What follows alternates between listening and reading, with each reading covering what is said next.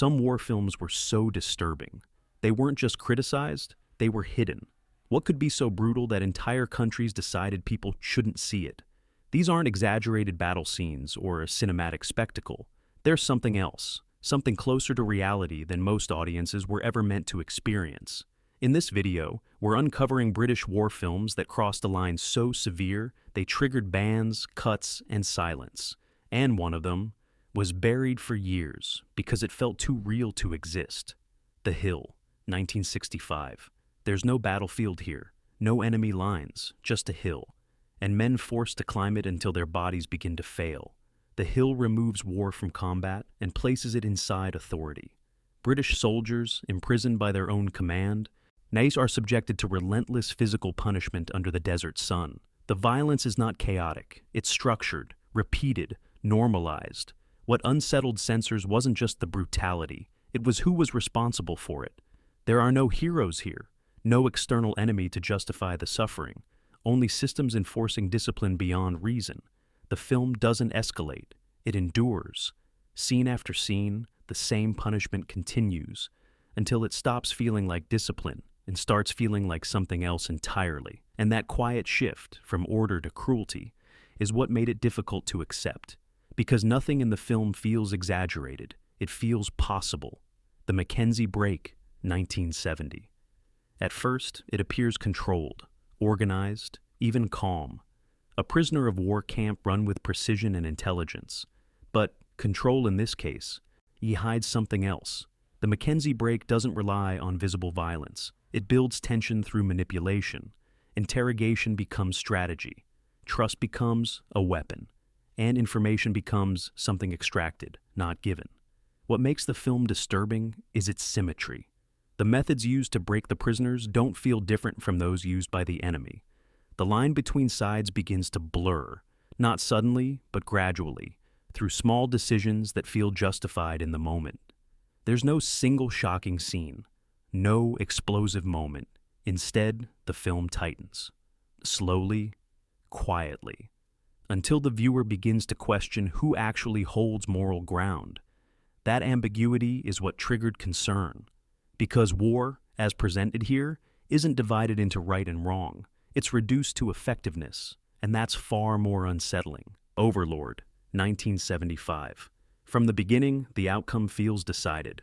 Overlord doesn't present war as a sequence of events. It presents it as a trajectory, one that moves in a single direction, regardless of individual effort or intention. The story doesn't build toward uncertainty. It moves toward inevitability.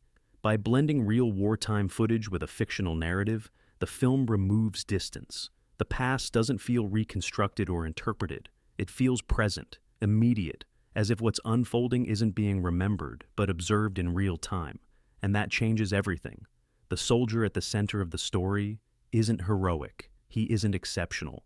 He's ordinary, which makes what happens to him feel less like tragedy and more like outcome. There's no sense that things could have gone differently. There's no build-up toward glory, no shift toward triumph, only movement toward impact. When the invasion finally arrives, it doesn't expand into spectacle. It narrows. The scale becomes tighter, the tension more contained, almost quiet in its certainty. And that restraint is what unsettles, because nothing is exaggerated, nothing is heightened for effect. That's what made it difficult to distribute in some regions, because the film doesn't offer relief. It doesn't suggest survival as a possibility. It presents war as a process already set in motion, and individuals as part of something they cannot escape.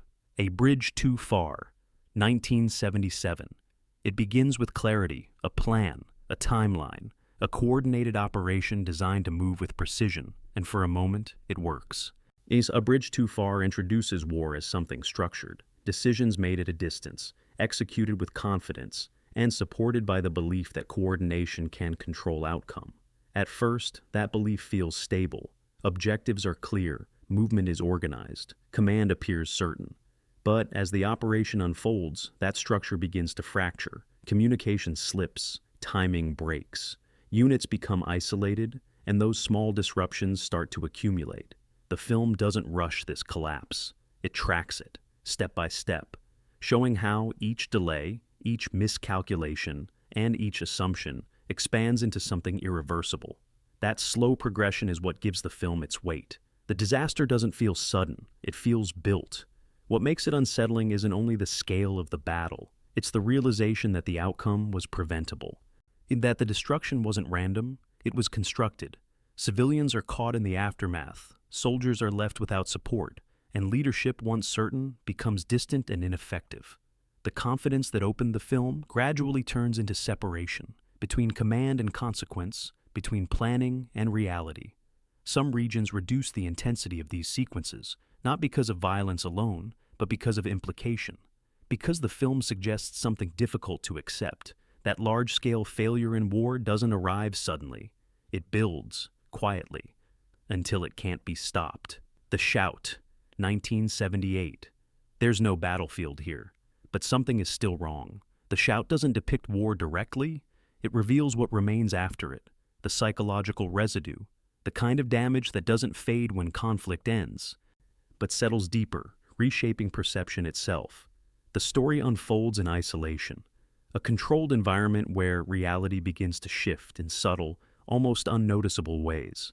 A man returns from unexplained experiences in colonial territories, carrying with him something intangible, something that doesn't follow logic, something that doesn't need to be seen to be felt. And slowly, that presence begins to affect others, not through force, but through influence. What makes the film disturbing is its uncertainty. There's no clear line between what's real and what isn't. No confirmation of whether the threat exists externally or originates from within the mind. The tension builds through suggestion rather than action, leaving the viewer without solid ground to stand on. That ambiguity reflects something deeper. Because not all consequences of war are visible, some don't manifest as scars or destruction. Some alter perception itself, distorting how reality is experienced, how control is understood. Some regions reacted strongly to this portrayal, not because of explicit violence, but because of what it implied. The idea that war doesn't end when soldiers return, that it continues quietly within them, and that what comes back may not be fully understood. The Dogs of War, 1980. This isn't war driven by ideology, it's war driven by contract. The Dogs of War strips conflict down to its most transactional form. A group of mercenaries is hired to destabilize and overthrow a government, not for belief, not for country, but for profit. That shift alone changes everything. And it removes the emotional anchors most war stories rely on and replaces them with calculation. And that changes the tone immediately. There's no emotional framing, no justification, just preparation, execution, and aftermath. The film spends time on logistics, planning routes, securing weapons, coordinating movement. It builds tension not through chaos, but through precision. The violence, when it arrives, is direct, efficient, controlled, which makes it harder to process, because nothing feels accidental. Every action is deliberate, every outcome expected. Civilians are not central to the narrative, but they are present, and their vulnerability isn't highlighted for sympathy. It's treated as a constant, unspoken factor. That quiet indifference is what unsettled audiences in certain regions, because the film doesn't condemn what's happening. It doesn't guide the viewer toward outrage or empathy. It observes. And in doing so, it removes distance between viewer and event. There's no moral framing shaping interpretation, only action, only consequence, and the realization that war, in this context, can exist entirely outside of principle. When the Wind Blows, 1986. It doesn't begin with fear, it begins with routine. An elderly couple prepares for what they believe will be a temporary disruption. Government advice is followed carefully. Instructions are trusted. There's no panic, only quiet compliance. When the Wind Blows builds its impact through contrast, because while the characters remain calm, the world around them begins to change, gradually, subtly, then irreversibly. Radiation isn't immediate. It doesn't announce itself. It settles. And the film follows that process without interruption. There's no sudden realization, no dramatic shift in awareness, only a slow decline that the characters don't fully understand. That's what makes it difficult to watch, because the audience sees what they don't. The gap between perception and reality widens with each scene, creating a tension that never releases. Some regions responded cautiously to the film, not because of graphic imagery, but because of emotional impact. Because it removes abstraction from nuclear war. It doesn't show explosions, it shows what comes after. And it does so with a quietness that makes it impossible to ignore. Threads, 1984. There's a moment when everything still feels normal. Then it stops. Threads doesn't treat nuclear war as a single event, and it treats it as a chain reaction, one that begins before the explosion and continues long after it. The film builds tension not through sudden shock, but through inevitability. Small signs appear first: political strain, public unease, systems beginning to stretch. Then escalation takes hold. The film moves methodically. Escalation, impact, collapse. Each stage is presented with the same level of detail, without dramatization or relief. That consistency is what makes it so difficult to process, because nothing is exaggerated, nothing is softened, and that detail is what made it difficult to broadcast in several places, because nothing is implied. Food shortages become immediate. Radiation sickness spreads without control. Social structure begins to dissolve, not dramatically, but gradually, through absence. Authority disappears. Communication breaks. Language itself begins to simplify as survival replaces complexity. There's no return to stability, no rebuilding phase that restores balance. Instead, the film continues forward, into a future shaped entirely by what came before. A future where the damage doesn't end with those who experienced it, but carries into generations that follow. That long-term perspective is what separates it from other war films, because it refuses to end where most stories would. It follows consequence beyond the point of comfort, and in doing so, it removes the idea that war can ever be contained. Come and See, 1985. At the center of the film is a child, not observing war, but absorbing it. Come and See removes distance by limiting perspective. Everything is experienced through a single point of view, one that begins with curiosity and shifts gradually into something unrecognizable. There's no external narration guiding interpretation, no wider strategic context to soften what unfolds. The change isn't immediate, it happens in stages. At first, the world still feels familiar. Movement is uncertain, but not yet threatening. Then small disruptions begin to surface, sounds distort, expressions linger too long, silence stretches in ways that feel unnatural. The environment itself starts to shift.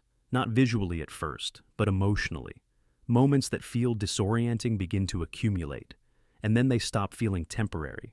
Violence doesn't arrive as spectacle, it arrives as interruption, sudden, unexplained, and then it stays.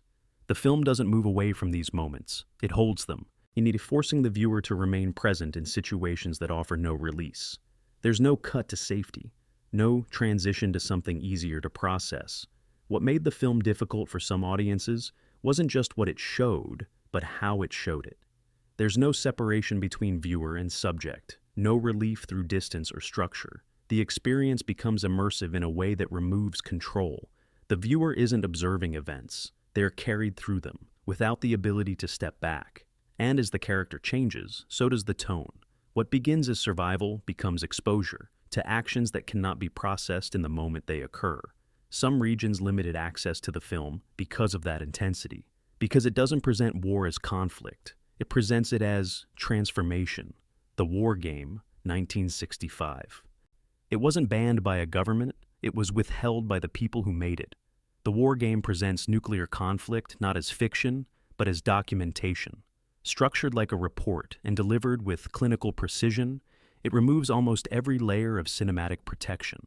There's no emotional framing to guide the viewer, no central character to hold on to, no storyline designed to soften what unfolds. The film doesn't ask for empathy in the usual sense. It asks for recognition. There are no heroes here, no central narrative to follow, only scenarios, projected, calculated, and then shown. The film moves through its sequence with unsettling clarity. Civilian response breaking down almost immediately. Infrastructure collapsing under pressure, medical systems overwhelmed beyond function. Authority doesn't fail in a dramatic, theatrical way. Yeah, it erodes, quietly, gradually, until control is no longer possible and structure exists only in fragments. What made the film so difficult to broadcast wasn't exaggeration. It was accuracy.